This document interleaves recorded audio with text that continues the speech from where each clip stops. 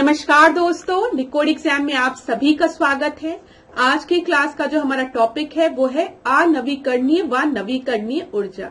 ठीक है, इन्वायरमेंट इक्वालॉजी का ये बहुत ही इंपॉर्टेंट टॉपिक है। अभी मैं आपसे डिस्कस भी करूंगी कि लास्ट ईयर 2023 में भी यहां से एक सिंपल सा प्रश्न बना था यूपी पीसीएस में। उस प्रश्न को भी मैं डिस्कस करूंगी किस तरीके से वो प्रश्न पूछा गया था। देखिए क्लास, आज की जो क्लास है इन्वायरमेंट इक्वालॉजी की, इसको एक बार आप जरूर देखिएगा। ठीक है, फिर अगर आपको कोई भी डाउट होता है तो आप मुझसे कमेंट बॉक्स में पूछ सकते हैं।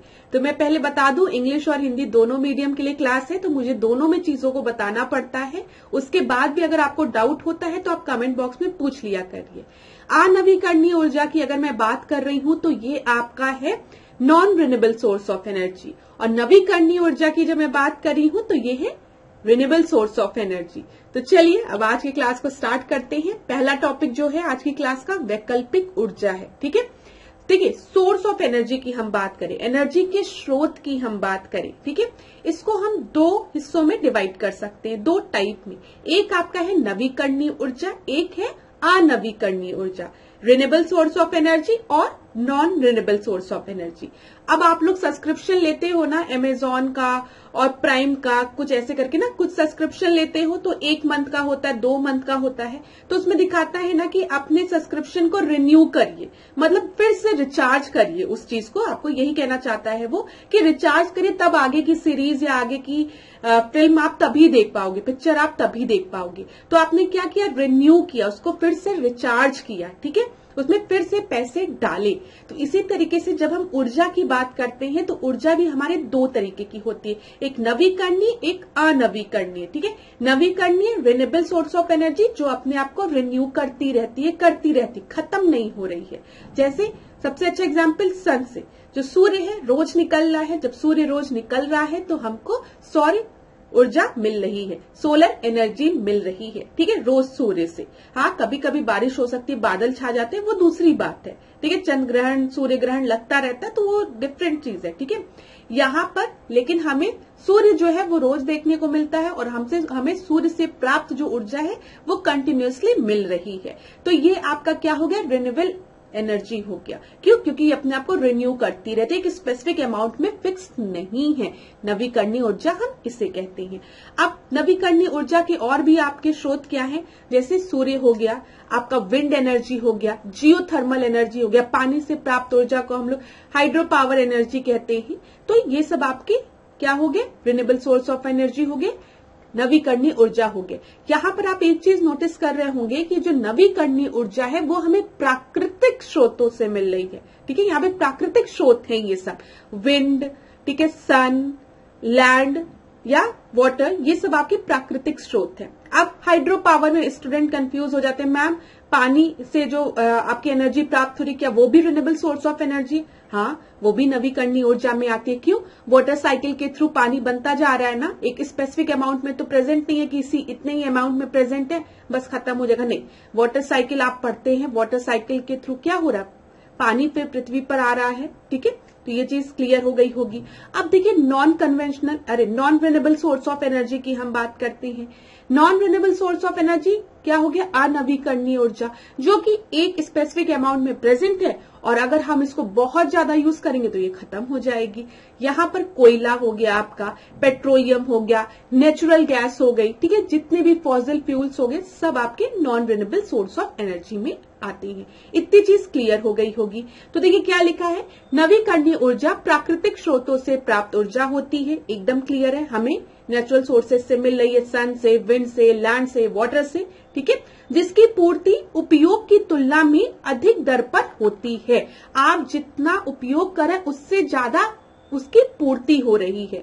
सूर्य की किरणों का आप कितना उपयोग कर ले रहे हैं सोलर एनर्जी का, लेकिन उससे ज्यादा अमाउंट में हमें सोलर एनर्जी प्राप्त हो रही है सन से। ठीक है, सौर ऊर्जा हमें प्राप्त हो रही है, हम यूज कम कर रहे हैं। ठीक है, उदाहरण के लिए सूरज की रोशनी और हवा ऐसे स्रोत है जिनकी लगातार पूर्ति होती रहती है। नवीकरणीय ऊर्जा स्रोत प्रचुर मात्रा में है और हमारे चारों ओर है। तो ये चीज क्लियर हो गई। चलिए, अब नॉन रिन्यूएबल सोर्स आपको पता चल गया, यहाँ पे आपके फॉसिल फ्यूल्स आ गए। अब क्लास देखिए एक चीज और, सोर्स ऑफ एनर्जी को हम कन्वेंशनल और नॉन कन्वेंशनल तरीके से भी डिवाइड कर सकते हैं। कन्वेंशनल सोर्स में आपकी कॉमर्शियल और नॉन कॉमर्शियल आते हैं। कॉमर्शियल में अभी हिंदी में भी बताऊंगी, परेशान मत होना, ठीक है। कॉमर्शियल में आपकी कोल आ गया, पेट्रोलियम आ गया, इलेक्ट्रिसिटी आ गया। नॉन कॉमर्शियल में क्या आ गया, फायर आ गया, ठीक है, स्ट्रॉ आ गया, ड्राई डंक हो गया, मतलब वो जो गोबर की बात कर रहे हैं, ठीक है, गोबर जो सूखा हुआ गोबर होता है उसकी बात करें, उसको जलाना। घर में आप किस चीज से, पत्तियां बटोर लो, सूखी पत्तियां बटोर लो, माचिस लगाओ, आग लगा दिया, ठीक है। सूखी हुई लकड़ियां ले आओ, उनको जला लो, ठीक है। फिर उसके बाद गोबर वाला जो वो होता है उसको जला लो, तो हुआ ना, वो क्या होता है। तो आप क्या कर रहे हो, non commercial source of energy है वो, हीट एनर्जी जनरेट कर रहे हो, ठीक है। अब यहां पर देखिए नॉन कमर्शियल कन्वेंशनल सोर्स है वो, याद रखिएगा। अब नॉन कॉमर्शियल कन्वेंशनल सोर्स, अब हम बात करेंगे नॉन कॉमर्शियल सोर्स की, नॉन कन्वेंशनल सोर्स की, सॉरी। यहां पर आपकी बायो एनर्जी हो गई, सोलर एनर्जी हो गई, विंड एनर्जी हो गई, टाइडल एनर्जी हो गई, ठीक है। अब हिंदी में भी इसको समझ लीजिए, आप लोग को दिक्कत हो रही होगी, मुझे समझ में आ रहा है। यहाँ पे देखिए ऊर्जा के हम दो स्रोतों की बात करें, पारंपरिक स्रोत और गैर पारंपरिक स्रोत। अब क्लास इसी पे बेस प्रश्न पूछा था परीक्षा में, अभी मैं बताती हूँ। अब देखिए पारंपरिक स्रोत जो है वो आपके, उसको हम गैर नवीकरणीय स्रोत भी कहते हैं। यहां पर कंफ्यूज मत होइएगा आप लोग, यहां पर क्या लिखा है, कन्वेंशनल सोर्स की हम बात कर रहे हैं, ये लिखा है पारंपरिक स्रोत, ठीक है। कन्वेंशनल सोर्स की बात करें, इंग्लिश में भी समझिए। और कन्वेंशनल सोर्स ऑफ एनर्जी को हम क्या कहते हैं, non renewable source of energy, non renewable source of energy, ठीक है। और ये आपका है गैर पारंपरिक, मतलब नॉन कन्वेंशनल, और इसको हम क्या कहते हैं, रिन्यूएबल सोर्स ऑफ एनर्जी। एक चीज ये याद रखिएगा, बच्चे इसी में कंफ्यूज होते हैं स्टूडेंट, क्योंकि जब 2023 का पेपर आया था तो बहुत से स्टूडेंट इसमें कंफ्यूज हो गए थे। कुछ स्टूडेंट ने मुझे कॉल करके पूछा भी था, तो मुझे बताना पड़ा था कि याद रखिए, मैंने आपको बताया था कि पारंपरिक स्रोत जो है, कन्वेंशनल स्रोत जो है, वो आपके non renewable source of energy होते हैं, ठीक है। हम कन्वेंशनल सोर्स की अगर हम बात करें तो क्या इसमें आपका होगा, बताइए। इसमें कोयला होगा, जीवाश्म ईंधन होगी, ठीक है, बायोफ्यूल्स जिसको कि हम कह रहे हैं, ये सब आपके कन्वेंशनल सोर्स ऑफ एनर्जी हो गए। लेकिन ये non renewable source of energy क्यों है, ये गैर नवीकरणीय क्यों है, क्योंकि ये कुछ एक स्पेसिफिक अमाउंट पे प्रेजेंट है और कुछ समय बाद ये खत्म हो जाएंगे, ठीक है। एक चीज याद रखिएगा, कन्वेंशनल सोर्स ऑफ एनर्जी या फिर non renewable source of energy हम अगर बोल रहे हैं तो ये आपके पॉल्यूशन जनरेट करते हैं। कोयला जलाते हो, प्रदूषण होता है, ठीक है। यहां पर अगर तुम कोई भी पेट्रोलियम भी जला रहे तो वहां पे भी प्रदूषण होता है, तो ये चीज आप याद रखिएगा। यहां पर जब हम गैर पारंपरिक की बात करें, नॉन कन्वेंशनल की बात करें, इसको हम रिन्यूएबल सोर्स ऑफ एनर्जी कहते हैं। और ये हमें कहां से प्राप्त हो रही है, सूर्य से प्राप्त हो रही है, विंड से प्राप्त हो रही है, लैंड से प्राप्त हो रही है, ठीक है। ये चीज याद रखिएगा, ये याद रखिएगा। क्लास इसी में कंफ्यूज होते हैं स्टूडेंट, क्या करते हैं जब एग्जाम में बैठते हैं, अपीयर होते तो वो प्रेशर में रहते हैं। देखिए ये बहुत एकदम सिंपल सा लॉजिक है। जब आप एग्जामिनेशन हॉल में बैठते हो तो आपके दिमाग में खाली एक सब्जेक्ट नहीं होता है, आपके दिमाग में पॉलिटी भी होता है, आपके दिमाग में हिस्ट्री भी होता है, एनवायरमेंट भी होता है, बहुत करंट अफेयर्स भी होता है, बहुत सी चीजें होती है। तो उस समय कंफ्यूजन होना लाजमी है, ठीक है, सबको कंफ्यूजन होता है और इसमें स्टूडेंट्स कंफ्यूज होते हैं। इसीलिए मैं फिर से कह रही हूं, याद रखिएगा। इसमें वो कहाँ कंफ्यूज होते हैं, उनको लगता है नॉन दोनों सेम होगा, नहीं। कन्वेंशनल जो है, जो पारंपरिक है, उसको हम गैर नवीकरणीय ऊर्जा स्रोत कहते हैं, ठीक है।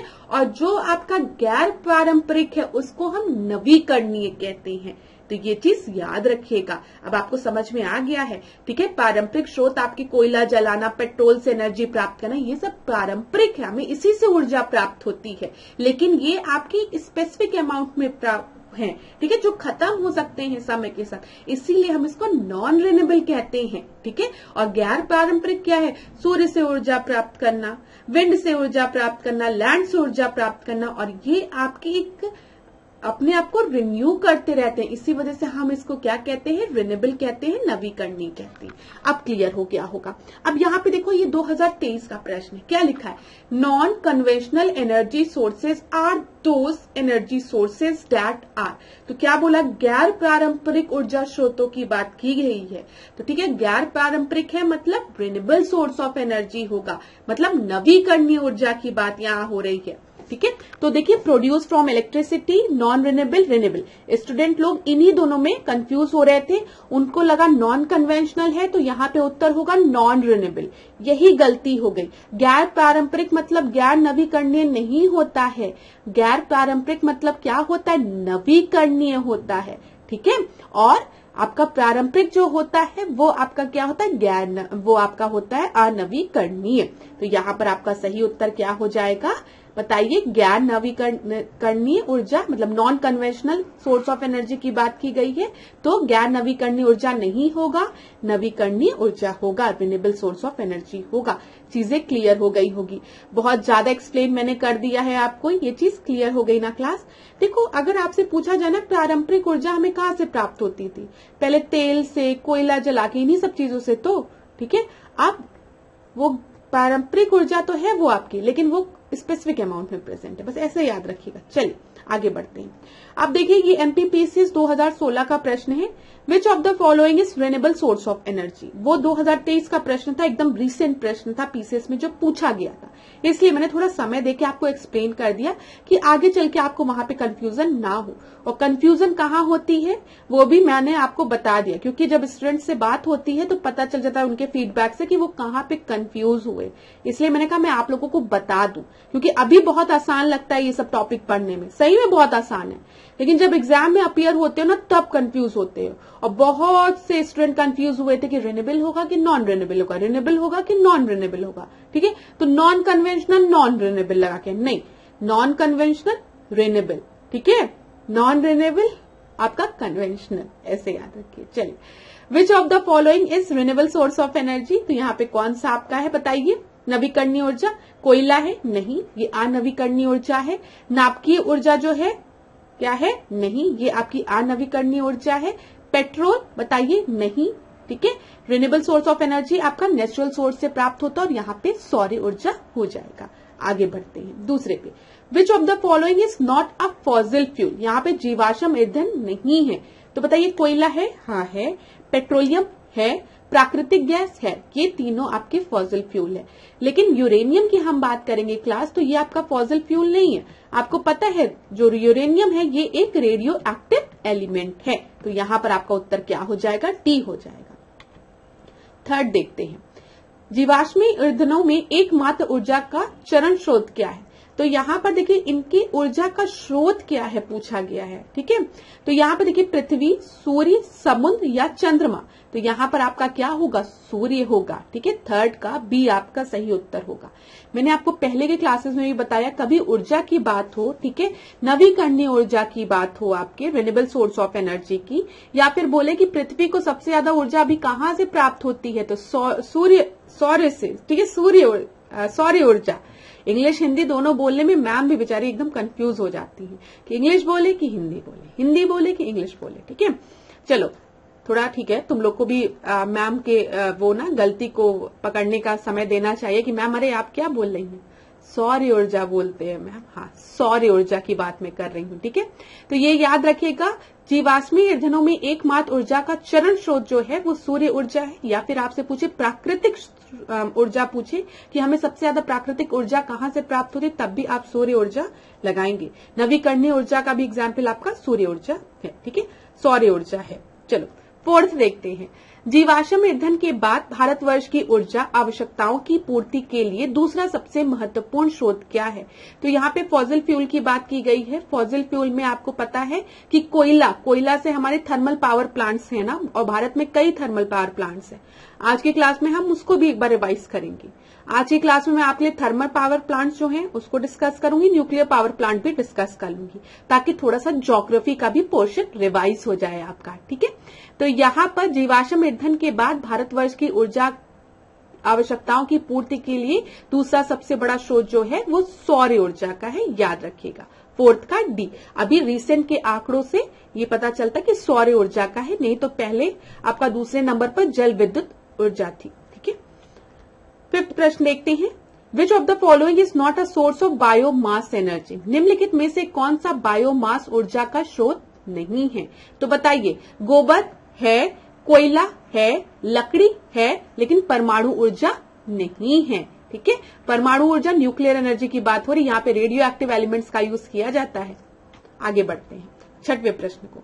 सबके लिए सतत ऊर्जा दशक पहल है संयुक्त राष्ट्र संघ की, यूनाइटेड नेशन की, भारत का, जर्मनी का या फिर विश्व बैंक का? ये यूपीपीएससी प्रीलिम्स 2017 का है और यहाँ पे यूनाइटेड नेशन आपका सही उत्तर है। आगे बढ़ते हैं सेवेंथ में। ऊर्जा संकट से क्या तात्पर्य है? क्या तात्पर्य है बताइए? जल विद्युत की कमी, ठीक है, कुपोषण के कारण शरीर में ऊर्जा का ह्रास, तापीय ऊर्जा की कमी या फिर कोयला तथा पेट्रोल जैसे जीवाश्म ईंधन के समाप्त होने का खतरा। तो ऊर्जा संकट कब होगी? जो भी आपके फॉसिल फ्यूल हैं वो आपके खत्म होने लगे, कोयला खत्म हो गया, पेट्रोल खत्म हो गया, नेचुरल गैस खत्म हो गया, तब ऊर्जा संकट आएगा। ठीक है, तो यहाँ पर सेवेंथ का आपका सही उत्तर डी हो जाएगा। आगे बढ़ते हैं। अब देखिए, अनवीकरणीय व नवीकरणीय ऊर्जा आपका हो गया नॉन रिन्यूएबल और रिन्यूएबल सोर्स ऑफ एनर्जी। चलिए आगे बढ़ते हैं, आठवें प्रश्न को देखते हैं। भारत में धारणीय विकास के दृष्टिकोण से विद्युत उत्पाद का सबसे अच्छा स्रोत कौन सा है? कोयला, खनिज तेल एवं गैस, जल विद्युत या फिर परमाणु ऊर्जा? और ये यूपीपीएससी प्रीलिम्स 2012 में पूछा गया था और इसका सही उत्तर आपका क्या है? जल विद्युत। आठवें का सी आपका सही उत्तर है। नौवें प्रश्न को देखते हैं। निम्नलिखित में से किस नवीकरणीय ऊर्जा संसाधन की वर्ष 2014 में स्थापित क्षमता देश में सर्वाधिक थी?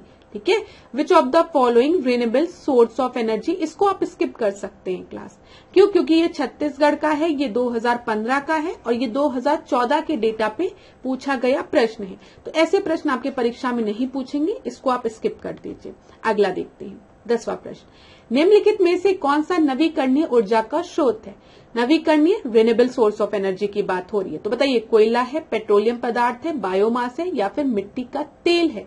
तो यहाँ पर आपका सही उत्तर क्या होगा? नवीकरणीय ऊर्जा का स्रोत बायोमास हो जाएगा। ठीक है, 10th का सी सही उत्तर है। 11 देखते हैं।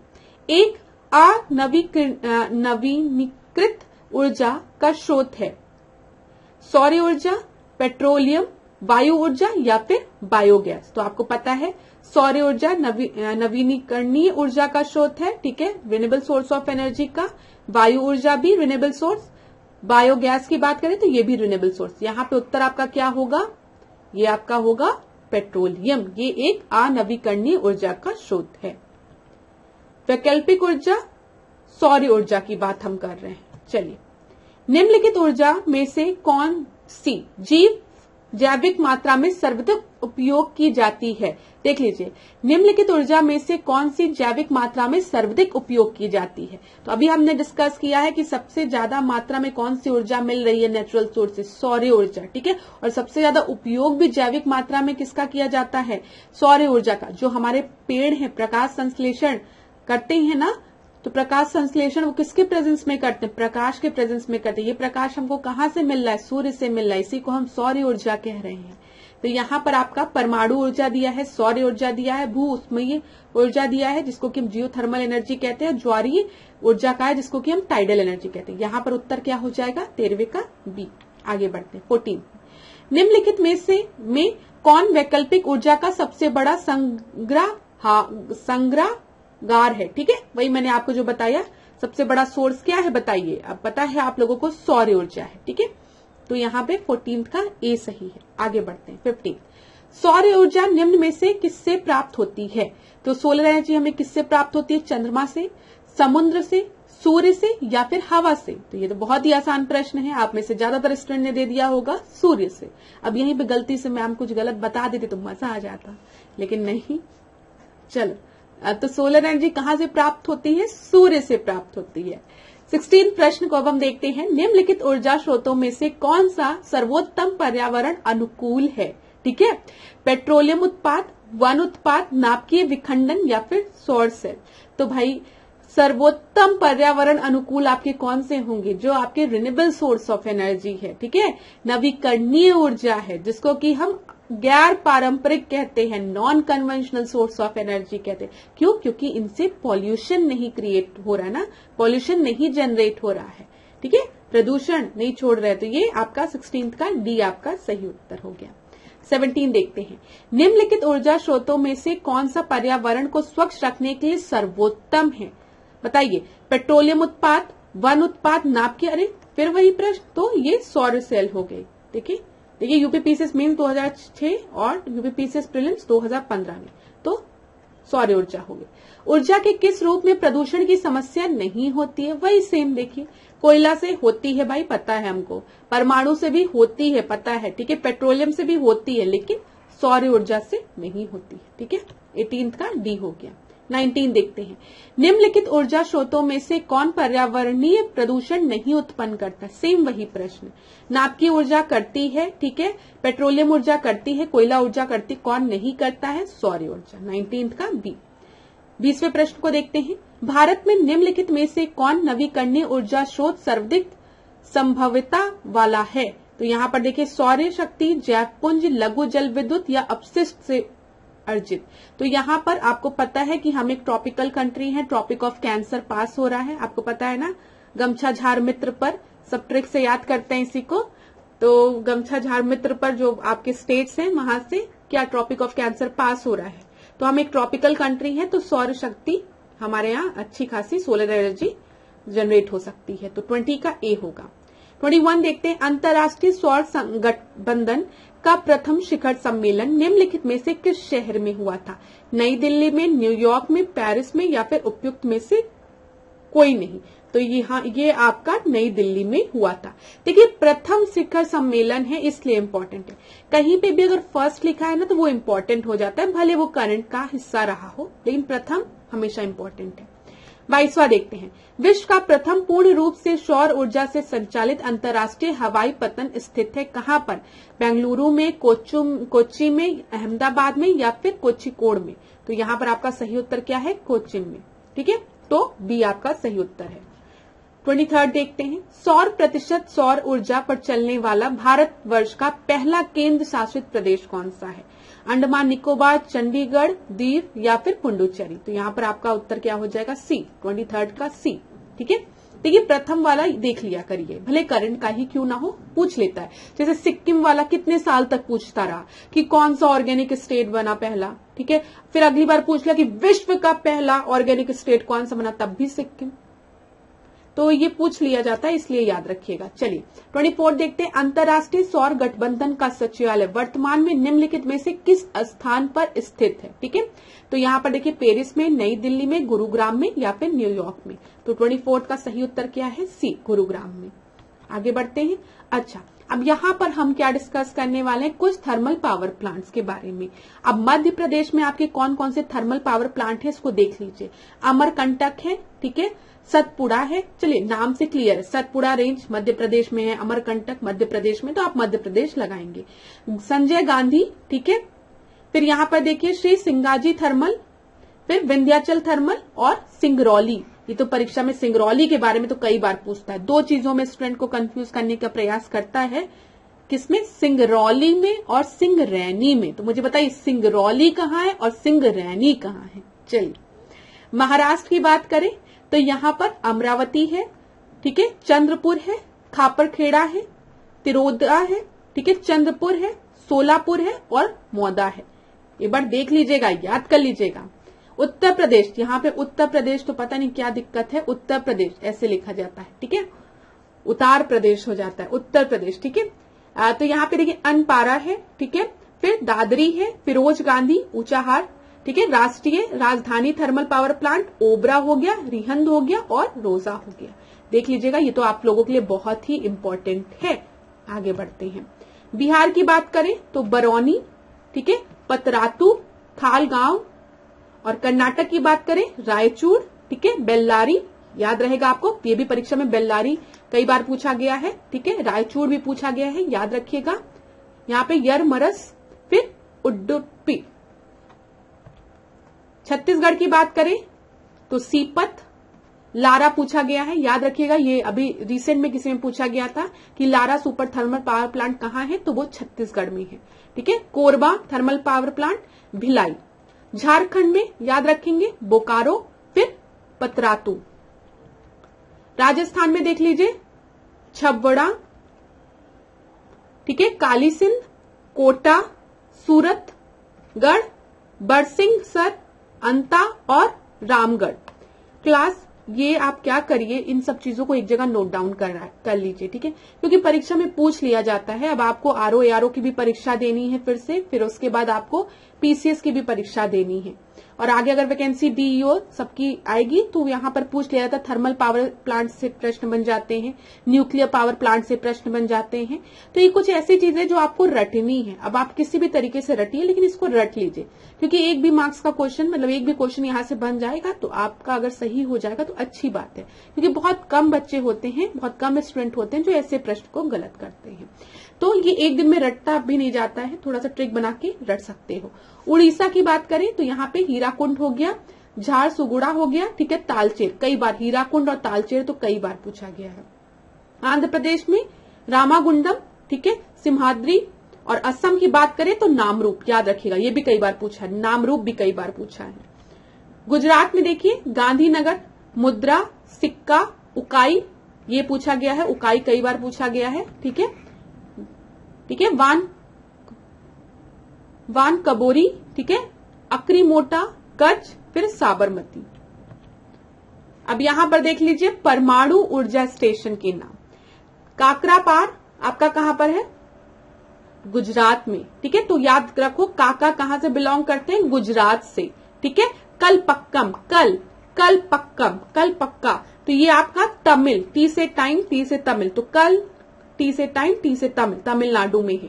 नरोरा उत्तर प्रदेश में है, ठीक है, उत्तर प्रदेश में है। कैगा की बात करें, कैगा ऐसे लिखते हैं, के ए फॉर कैगा और के ए फॉर कर्नाटक, याद रखिएगा दोनों में के ए कॉमन है, ठीक है। फिर राजस्थान वाला तो ये आपको याद रहेगा, राजस्थान में है। तारापुर, जो आपके जितने भी स्टार्स हैं, तारे हैं, वो कहां पर रहते हैं, महाराष्ट्र में रहते हैं। मिलने जाना है तो जाओ बॉम्बे, तो वो महाराष्ट्र, ठीक है। कुंडनकुलम की बात करेंगे तो ये आपका तमिलनाडु, तो तमिलनाडु में दो याद रखिएगा, कलपक्कम, टी से टाइम और टी से कल, हिंदी में कल, ठीक है, कल टाइम, तो तमिलनाडु, और कुंडनकुलम भी याद रखिएगा। चलिए बायोडीजल की बात करते हैं हम। जैव ईंधन के संबंध में निम्न में से कौन सा कथन सत्य नहीं है। जैव ईंधन पारिस्थितिक अनुकूल होता है, ठीक है। फिर उसके बाद जैव ईंधन लागत प्रभावी होता है। जैव ईंधन ऊर्जा संकट के समाधान में योगदान दे सकता है। जैव ईंधन मक्का से भी बनता है। तो यहाँ पर ये याद रखिएगा, जैव ईंधन जो है वो लागत प्रभावी होता है, ये आपका कथन सत्य नहीं है। आपको पता है जैव ईंधन की हम बात कर रहे हैं, ठीक है। यहाँ पर देखिए टॉपिक भी आपका बायोडीजल है, बायोडीजल की हम बात कर रहे हैं, तो ये पारिस्थितिकी अनुकूल होता है, ठीक है। यहाँ पर ऊर्जा संकट का ये एक अच्छा विकल्प है, ठीक है, और जैव ईंधन मक्का से भी बनता है, तीनों सही है आपके। यहाँ पे देखिए निम्नलिखित में से कौन सी बायोडीजल की फसल है, कपास, गन्ना, ठीक है, यहाँ पे जेट्रोफा, आलू। तो यहाँ पे आपका सही उत्तर क्या होगा, ये भी परीक्षा में कई बार पूछा गया प्रश्न है, जेट्रोफा, ठीक है। नीचे 4 ऊर्जा फसलों के नाम दिए गए हैं, इनमें से किस एक की खेती एथेनॉल के लिए की जाती है। तो किसकी की जाती है, जेट्रोफा की जाती है, मक्का की जाती है, पोंगामिया की जाती है, या फिर सूरजमुखी की जाती है। तो यहाँ पर आपका जो सही उत्तर है वो क्या है, मक्का की जाती है। देखिए यहाँ पे एथेनॉल के लिए की जाती है, इनमें से किसकी खेती एथेनॉल के लिए की जाती है, तो मक्का की खेती एथेनॉल के लिए की जाती है। जेट्रोफा, पोंगमिया और सूरजमुखी की बात करें, इन सब की खेती आपके बायोडीजल के लिए भी की जाती है, ये चीज याद रखिएगा। चलिए आगे बढ़ते हैं, हरित ईंधन की बात करते हैं, हाइड्रोजन फ्यूल की। निम्नलिखित ईंधनों में से कौन सा न्यूनतम पर्यावरणीय प्रदूषण उत्पन्न करता है, तो डीजल, कोयला, हाइड्रोजन, मिट्टी का तेल। इसका सही उत्तर क्या है, हाइड्रोजन। हाइड्रोजन फ्यूल आपका क्या करता है, न्यूनतम पर्यावरणीय प्रदूषण उत्पन्न करता है। आगे बढ़ते हैं, निम्नलिखित ईंधनों में से कौन सा न्यूनतम पर्यावरणीय प्रदूषण उत्पन्न करता है, तो फिर वही प्रश्न देखिए, इसका सही उत्तर क्या होगा, हाइड्रोजन होगा। चीजें क्लियर हो गई होगी। भारत का सबसे पहला जैविक खेती पर आधारित राज्य कौन सा है बताइए? मध्य प्रदेश, केरल, सिक्किम, अरुणाचल प्रदेश। वेरी गुड, आप सभी को उत्तर पता है। इसका उत्तर क्या है? सिक्किम। चलो, निम्नलिखित में से कौन सा एक दुनिया का पहला 100% जैविक राज्य है? देखिए वही चीज अब पूछ लिया दुनिया का, ताकि 2-3 बच्चे बाल खुजलाने लगे, यार भारत में तो पढ़े थे हम कि सिक्किम है, ठीक है, लेकिन विश्व में अब इसमें अब देखो, अब आप हो प्रेशर में, ठीक है, एग्जामिनेशन हॉल में बैठे हो, खाली एक सब्जेक्ट पढ़ के नहीं, सारे सब्जेक्ट पढ़ के ज्यादा दिमाग लगाओगे परेशान हो जाओगे। सीधे उत्तर क्या लगा के और सिक्किम भारत, क्यों भारत को कम समझा है? ठीक है, इसी में दुनिया लिख दिया ना तो बच्चे कंफ्यूज हो गए। ये पढ़ के गए थे कि भारत का सबसे पहला जैविक खेती पर आधारित राज्य कौन सा है? सिक्किम है। लेकिन जब दुनिया शब्द आ गया तो ज्यादातर बच्चे कंफ्यूज हो गए, यार हमारे भारत में सबसे पहला 100% जैविक खेती वाला राज्य है। नहीं नहीं नहीं, कोई और हो। जिसने भी अपने भारत को कम आंका ना, उसका मार्क्स भी कट गया। चलो, तो यहाँ पे सही उत्तर क्या है? सिक्किम भारत। चलिए विधि देखते हैं, विविध देखते हैं, ठीक है। नाभिकीय शक्ति परियोजना के अंतर्गत पर्यावरणीय प्रभाव जिनका अध्ययन किया जाना तथा हल निकाला जाना है वे हैं, ठीक है। क्या है?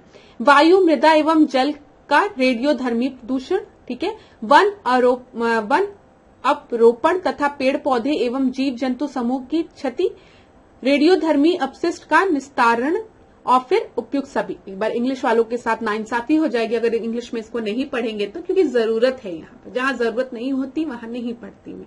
The environmental impact to be studied and address under the nuclear power plants are: first, a radioactive pollution of the air, soil and water; second, deforestation and loss of trees, plant and animal; third, disposal of radioactive waste, और D आपका है all of the above. तो मैं बता दूं यहाँ पे इन तीनों चीज आपके प्रॉब्लम क्रिएट करती है न्यूक्लियर पावर प्लांट्स में। देखिए, जो वहां से वेस्ट निकल रहे हैं उनके डिस्पोजल एक आपका लिए बड़ा चैलेंज है, ठीक है। जहां पर ये लग रहे हैं वहां पे डिफॉरेस्टेशन हो रहा है, पेड़ कट रहे हैं, वहां के एनिमल्स जो हैं उनको रिलोकेट किया जा रहा है, तो ये भी है आपका, ठीक है। और रेडियो एक्टिव पॉल्यूशन की वजह से आपके एयर, सॉइल और वाटर को जो हार्म पहुंच रहा है, ये इन सबको, तो 50 का डी आपका सही उत्तर है। क्लास नंबर पे मत जाइएगा, नंबर में थोड़ा सा यहाँ पे छेड़खानी हो गई है, तो आपको लग रहा होगा कि अचानक से 50 कहां से आ गया, ये ऐसे कैसे आ गया। यहाँ पर हमने जो इम्पोर्टेंट प्रश्न है उनको लिया है, तो नंबर्स में थोड़ा सा डिफिकल्ट मतलब गड़बड़ी है, तो उस पर मत फोकस करिएगा। चलिए, भारत के निम्नलिखित क्षेत्रों में से किसमें भूतापीय ऊर्जा स्रोत नहीं पाए जाते हैं? ठीक है, तो जियोथर्मल एनर्जी का स्रोत कहाँ नहीं है? गोदावरी डेल्टा में, गंगा डेल्टा में, हिमालय में, या फिर पश्चिमी तट पर। यहाँ पर आपका सही उत्तर क्या होगा? गंगा डेल्टा में। आगे बढ़ते हैं, यहाँ पर देखिए खनिज दिया गया है, और अच्छा नहीं, सूची 1 दी गई है, सूची 2 दी गई है। यहाँ पे खनिज, सौर ऊर्जा, बायोगैस, वन अपरोपण की बात की गई है। तो चलिए देखते हैं, सौर ऊर्जा की बात हम करेंगे तो ये असमाप्त होने योग्य है, बताइए। नवीकरणीय ऊर्जा है, रिन्यूएबल सोर्स ऑफ एनर्जी, अपने आप को रिन्यू करती रहेगी, आपको नहीं बताने की जरूरत है। सूर्यदेव निकलिए, सूर्य ऊर्जा दीजिए, नहीं आपको जरूरत नहीं है, कल सूर्य फिर निकलेगा, हम रहे या ना रहे कल सूर्य निकलेगा, ठीक है। तो सौर ऊर्जा प्राप्त होगी। तो चलिए, तो बी का 4th हो गया। बी का 4th कहाँ कहाँ दिया गया है? 2 जगह दिया गया, वेरी गुड। और देखते हैं, यहाँ पर देखिए बायोगैस है, खनिज है, खनिज की बात करें तो ये समाप्त होने योग्य है ना, समाप्त होने योग्य खनिज जो है, तो ए का 3rd हो गया, ए का 3rd भी 2 जगह दिया गया, वेरी गुड। अब बायोगैस बचा है, वन अपरोपण दिया गया है, ठीक है। तो देखिए यहाँ पर वन अपरोपण की बात करें तो ये वर्षा से रिलेटेड है, ठीक है, तो डी का 1st हो जाएगा। और यहाँ पे बायोगैस की हम बात करेंगे तो बायोगैस में क्या हो जाएगा आपका? मीथेन तथा कार्बन डाइऑक्साइड का एमिशन होता है, तो यहाँ पर 2 हो जाएगा। तो इसका सही उत्तर क्या हो जाएगा? ए आपका सही उत्तर है। आगे बढ़ते हैं, पारंपरिक ऊर्जा स्रोत हैं, तो यहाँ पे क्या बोला गया? Conventional source of energy. पवन ऊर्जा आपका क्या है? गैर पारंपरिक। सौर ऊर्जा गैर पारंपरिक, नाभिकीय ऊर्जा भी गैर पारंपरिक, कोयला जो है वो आपकी पारंपरिक ऊर्जा है। चलिए, thank you so much class. अब आज के सेशन को यहीं पे हम एंड करेंगे, ठीक है। आप और क्वेश्चंस का वेट कर रहे थे क्या? मेरी तरह से, ठीक है। मैं भी सोची कि और क्वेश्चंस होंगे, लेकिन नहीं, बस अब इतने ही क्वेश्चन है आज के टॉपिक पे। हमने सारे पास्ट ईयर्स के क्वेश्चंस को डिस्कस किया है, ठीक है। आप बिल्कुल भी चिंता मत करिए, इन्वायरमेंट इकोलॉजी में आपको कोई भी दिक्कत हो रही है, ठीक है, तो आप मुझे कमेंट बॉक्स में बताइए किस बात की चिंता करनी है। हम हैं, कमेंट बॉक्स में बताइए। फिर उस टॉपिक को मैं आपको पढ़ाऊंगी, और अगर उसके बाद नहीं समझ में आएगा तब कहिएगा मैम आप नहीं समझ में आया। थोड़ा सा विश्वास रखिए, टॉपिक्स को पढ़िए, ठीक है। थोड़ा सा पैटर्न अब पेपर का चेंज हो रहा है, तो उसके अकॉर्डिंग हम लोग क्वेश्चंस को भी देख रहे हैं, चीजों को इसीलिए थोड़ा डिस्कस भी कर रहे हैं, जरूरी है। खाली क्वेश्चन के आंसर बता के मैं क्लास को एंड नहीं कर रही हूँ, थोड़ा सा डिस्कस कर रही हूँ। जिन स्टूडेंट्स को आता होगा उनको ये भी लगता होगा कि मैम आप एक ही चीज को क्यों रिपीट करिए, रिपीट करने की आवश्यकता है क्लास। अभी आप एकदम फ्री माइंड होकर बैठे हुए हो तो चीजें आपको बहुत आसान लगती है। जब आप एग्जामिनेशन हॉल में रहते हो, सारे सब्जेक्ट पढ़े रहते हो, तो छोटे छोटे डाउट क्रिएट होते हैं।